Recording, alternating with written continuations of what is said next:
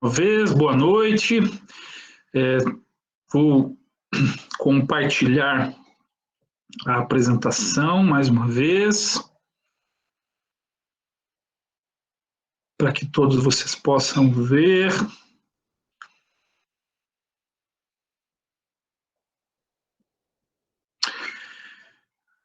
Alguém pode abrir o áudio e responder se estão vendo a minha apresentação? Estamos, professor. Tranquilo. Ok, muito obrigado. Então está aqui, né, a capa que vai subir lá no canal do YouTube, tá? Teve algumas dúvidas de alunos a respeito de professor, estou com dificuldade de encontrar o vídeo no YouTube, tá? Agora é importante salientar que ele depois, né, que é gravado, aí sim o link é disponibilizado, porque ele é editado antes de subir para o YouTube. Aí esse link do YouTube, ele vai lá para a aula do Moodle, tá? Para ficar disponível lá para vocês clicarem. Aí ele vai direto para a aula, para vocês não precisarem ficar procurando entre todos os vídeos que estão lá. Tudo bem? Só esse esclarecimento. E aí é o tema da nossa aula de hoje. Ali, ó, processo administrativo, o organizar. Tá? Então, o conceito de organizar, né,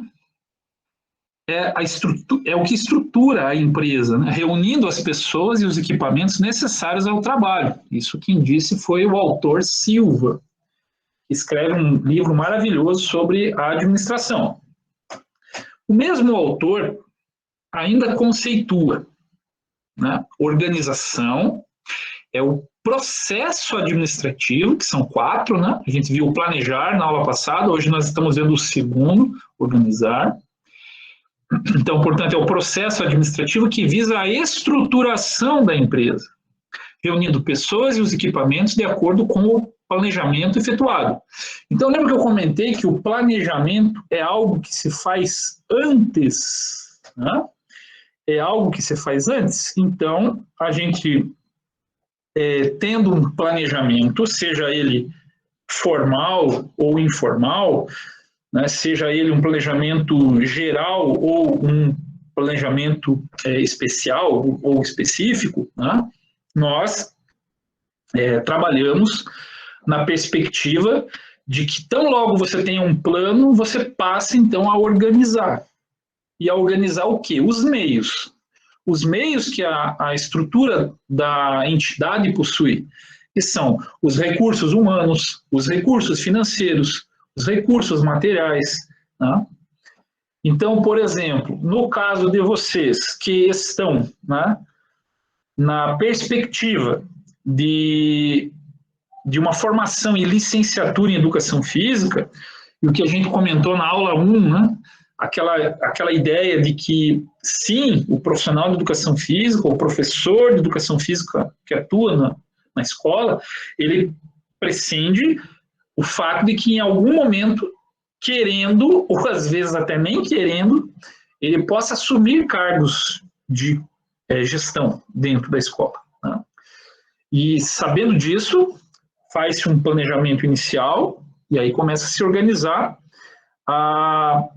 a instituição ou o projeto que você queira desenvolver. Mesmo que você não seja um gestor propriamente dito, ou seja, um diretor de escola, um coordenador de esportes dentro de uma escola, se você é professor, você já está tendo que fazer planejamento e organização. Quando você faz um plano de aula, você faz antes da aula acontecer. E aí, entre o plano da aula e a realização da aula, você vai organizar. Ou seja, quantos alunos eu disse que eu tenho lá no meu plano? Eu sou o professor. Vai ter mais alguém que vai me ajudar a realizar essa aula? Que materiais eu disponho? Que espaço físico eu tenho? Então, o que está no plano, você vai ter que daí passar a organizar. Por exemplo, quanto ao espaço, reservar o espaço, vai ter quadra. Então, eu tenho que fazer lá algum procedimento para reservar a quadra. Exemplo, né? Os alunos, preciso avisá-los, né, de que precisa usar uma roupa para uma prática. Então, tudo isso faz parte da organização que um professor de educação física vai fazer. É um planejamento específico, né, ou especial. né? A coisa de uma aula, por exemplo, né? Mas serve também para a função de coordenação ou de direção, né? Que daí é mais complexo esse processo de organização. E é o que a gente vai ver agora, vai aprofundar um pouquinho esse assunto nessa mini aula, tá bom? Então agora a gente vai começar a ver um pouquinho, além dos conceitos, a gente vai começar a ver um pouquinho agora alguns modelos de organização, tá?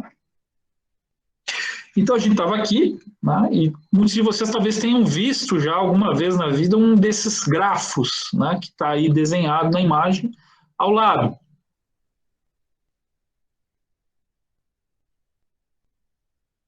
Então existem os chamados modelos estruturais, né?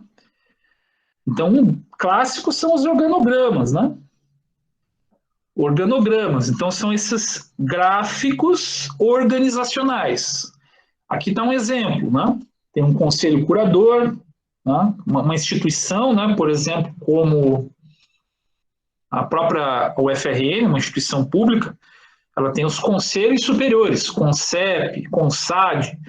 Então, esses conselhos superiores são os que são os órgãos máximos dentro da estrutura organizacional. Né? Por mais que tenha um reitor, por exemplo, né? Você tem, na verdade, a instância máxima de uma instituição como a UFRN é um conselho, são os conselhos, né? CONCEP, CONSAD, CONSUNE, né?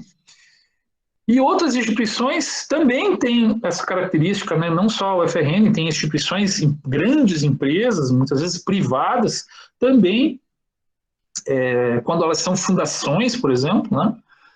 Elas normalmente são dirigidos por conselhos, né, superiores, e não por um só indivíduo. Por mais que tenha um presidente eleito, etc., numa associação, muitas vezes a estrutura organizacional é de uma equipe, e não de uma só pessoa com poderes absolutos.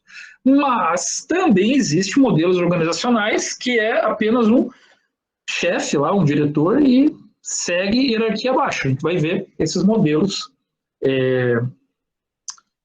a partir aqui da apresentação, certo? Eu estou aceitando ainda algumas pessoas que estão entrando posteriormente. Aqui. Eu peço desculpas, às vezes, quem entrar depois, né, atrasado, talvez eu demore um pouco para parar de apresentar para poder aceitá-lo.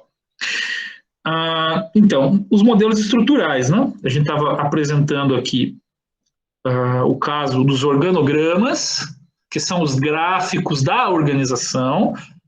Aqui está um exemplo de organograma, mas tem vários tipos, como a gente vai ver no decorrer da aula. Outra coisa são fluxogramas. Então, grama vem de gráfico, né? O gráfico do fluxo. De como, por exemplo, numa fábrica, né? Numa linha de produção, a gente tem que saber, por exemplo, o fluxo. Fluxos, por exemplo, o próprio fluxo da produção fabril. A entrada da matéria-prima, ela vai passar por vários processos até chegar ao produto final, né? Mas também pode ser uma escola, né? Você pode pensar assim num fluxograma para a escola, quando é que o meu aluno entra, né, na escola, por que tipo de estruturas dentro da escola ele vai passar pela secretaria, onde vai fazer matrícula, né? Depois de matriculado, ele vai para a sala de aula, e assim sucessivamente. Então, o fluxograma é uma organização, né, do fluxo dos processos que ocorrem dentro de uma instituição. Tá? Então, tudo isso faz parte de organizar. Modelos de estruturas organizacionais. Então, tem um exemplo aqui que é a estrutura linear, estrutura funcional, que está no primeiro, né, está pré-determinado uma estrutura, e um tanto fixa e rígida, né, como, por exemplo, diretor, coordenador, professor, etc., falando de escola, né? E já o funcional, ele se encarrega, embora ele tenha lá uma estrutura, como linear, ele está mais centrado na função, no que a pessoa faz, e não numa simples hierarquia, né? Como é o caso da estrutura linear. Linha e assessoria, ele imita a estrutura linear, mas coloca a figura do assessor. Então, às vezes tem lá diretor, e aí você tem assessor da direção. Né? Centro de processamento de dados. Se parece muito com o Windows, né? Quando se pensa assim, a gente quer ter uma gestão mais eficiente. Então, é como a gente organiza as nossas pastas, por exemplo, né, no Windows. Né? Por exemplo, a disciplina de educação física que a gente está fazendo agora, ela pertence a um período. Então, eu tenho que lá, pasta do período tal. E dentro desse período, eu coloco as subpastas, que são as disciplinas que eu curso.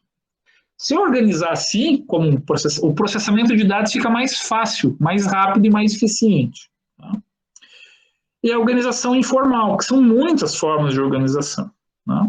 Como, por exemplo, um grupo de amigos se reúne para fazer uma viagem. Tá? Não precisa ter necessariamente um diretor, um coordenador, não. É um grupo de amigos que horizontalmente se organiza para organizar uma viagem. Então, não precisa algo tão formal. E aqui tem algumas diferenças entre estrutura linear, funcional e linha staff. Linha staff é a linha assessoria. Tá? Então, aqui está dizendo, né, veja que os três são, né, característicos, né, de uma estrutura linear de partida, ou seja, que é a questão hierárquica. Está presente em todos eles. Isso é estrutura linear. Tá? Agora, o que caracteriza isso? Predomínio da autoridade linear. Ou seja, é de cima para baixo, conforme as setas aparecem aí. Tá? Deixa eu aceitar mais umas pessoas na reunião, que chegaram depois. Beleza? Então, já na estrutura funcional, né, tem o diretor, passa ali pelos gerentes, só que, dado a função e não a linearidade rígida, um gerente de um lado pode interferir na execução de outra coisa. Então, o que valeria assim? Uma estrutura linear de uma escola que tem o diretor, daí logo abaixo, o coordenador de esportes, do lado, o coordenador de atividades de sala de aula, vamos supor que fosse assim, né? A coordenadoria pedagógica e assim por diante. Aí, os subordinados, não há interferência de um coordenador em outra área. Por exemplo, no estrutura linear, o diretor de esportes ele não dá ordens, não dá comandos para quem é da coordenação pedagógica, por exemplo. Tá? Isso na estrutura linear. Na estrutura funcional, não. Na estrutura funcional, existe a hierarquia linear de base, só que não prevalece isso, prevalece a função. Então, no exemplo da estrutura funcional, o coordenador de esportes pode, sim, coordenar pessoas que estão sob a subordinação da coordenação pedagógica, por exemplo. E a estrutura linha staff, vocês estão vendo as setas ali, né? O que existe é um staff, uma assessoria junto ao gerente, né, que dá condições de fazer com que em cada andar dessa estrutura exista um auxílio, um apoio, nem que seja uma secretaria ali funcionando para ajudar esse gerente. Normalmente, quando se opta por uma estrutura hierárquica, rígida, quanto mais complexa é a entidade, mais a necessidade de ter um staff. Tá? Então, o predomínio da autoridade linear e a autoridade funcional. As duas coisas vão acontecer desde que haja uma assessoria. Mas será que todos os modelos organizacionais são hierárquicos? São organizados de cima para baixo? O que vocês pensam? O que vocês acham? Alguém tem um palpite, uma ideia? Será que todos são assim? A gente sabe que a maioria do que a gente vê né? É desse jeito. É só vocês pensarem a escola onde vocês estudaram, a universidade que vocês estão cursando, né? Eles são, sim, estruturas hierárquicas. Mas não só. Já ouviram, já que ninguém respondeu, eu vou falar. Tem a holocracia. Né? A holocracia, ela diminui a hierarquia e distribui, tá, a gestão de uma forma um pouco mais horizontal entre participantes da instituição. Então, em termos de escola, por exemplo, quando a gente pega as escolas da pedagogia Waldorf, fica essa dica, hein? Deem uma olhada nisso. Quando vocês vão pegar, por exemplo, pedagogia Waldorf, os membros da escola, você pode ter a figura de uma pessoa que se chama de diretor dentro da escola. Mas o diretor, na hora de ele tomar uma decisão, ele não toma isso sozinho. Ele primeiro faz os círculos, o círculo dos professores, o círculo dos pais, os círculos... E esses círculos, eles vão se comunicar, onde o diretor da escola, ele não vai tomar a decisão sem antes todos opinarem, todos colocarem a sua opinião, e a tomada de decisão normalmente se dá de forma mais democrática possível, ou seja, as pessoas vão votar uma escolha. E não vai ter lá um diretor que vai dizer assim, bom, agora eu ouvi vocês tudo, agora essa aqui é a decisão. Não, provavelmente ele vai fazer uma decisão que vai ser votada e que o que a maioria definir vai ser acatado como decisão. Só que peso da opinião dos alunos, o peso da opinião dos professores, o peso da opinião da comunidade, no caso os pais, né? Dos demais servidores da escola, que não são necessariamente professores, né? Todos têm voz, todos participam da tomada de decisão administrativa. Todos dão opinião se, por exemplo, vai ou não ser pintado a escola, né? Não é uma decisão centralizada no diretor, como muitas vezes ocorre em modelos hierárquicos, lineares. Tá? Ficou claro isso, gente? Alguma pergunta? Vocês podem aproveitar para perguntar. De preferência, não perguntem no chat. Tá? Abram o microfone e perguntem. Bom? Ninguém? Então, eu sigo aqui na apresentação. Muito legal esse negócio de holacracia. Então, tem esse site, né? Holacracia Brasil, vale a pena consultar. E a LDB, ela prevê a participação da comunidade escolar nas tomadas de decisão. Mas não é toda escola que está organizada para isso. Né? E isso envolve também as instituições privadas. Mas muitas vezes a gente vê, pela tradição, a gestão centralizada na figura do diretor ou dos coordenadores. Né? Quando, na verdade, o mais interessante é a gente buscar formas horizontais e não verticais de administração.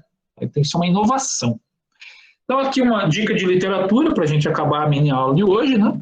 Sobre cultura organizacional, dimensões estruturais e aspectos dinâmicos, né? Da Cristina Zago. Então, os autores da administração contemporânea, em qualquer que seja o tópico trabalhado ou o enfoque utilizado, são unânimes em citar a cultura organizacional como sendo um elemento determinante para as ações organizacionais. Né? Então, se você pensa a cultura organizacional, por exemplo, como uma coisa hierárquica, se todo mundo tem esse raciocínio, você está influenciando a maneira com que as decisões são tomadas. Agora, se você está num ambiente em que a democracia, a participação da comunidade é bastante ativa, isso influencia também a forma de gestão de uma escola.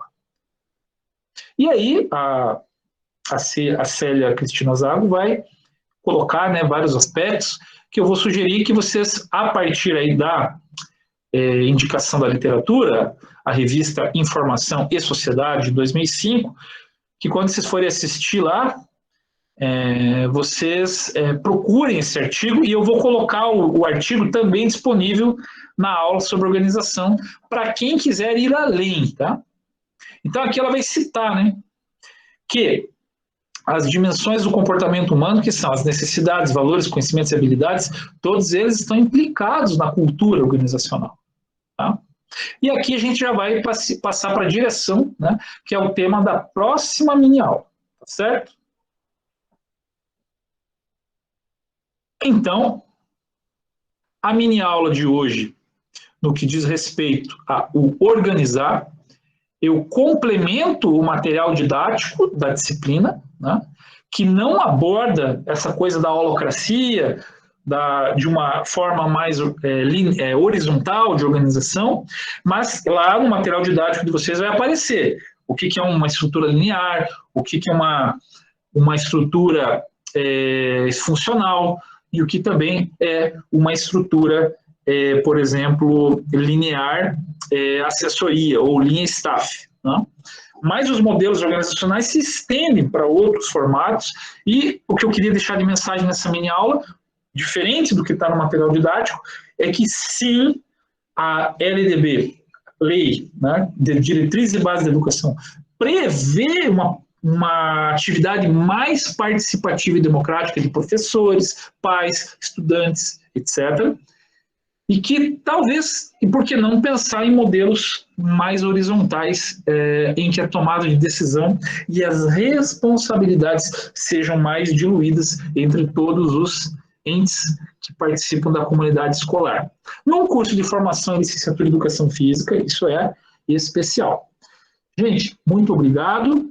Eu preciso agora entrar na outra aula, encerro essa para entrar no outro link. Um forte abraço.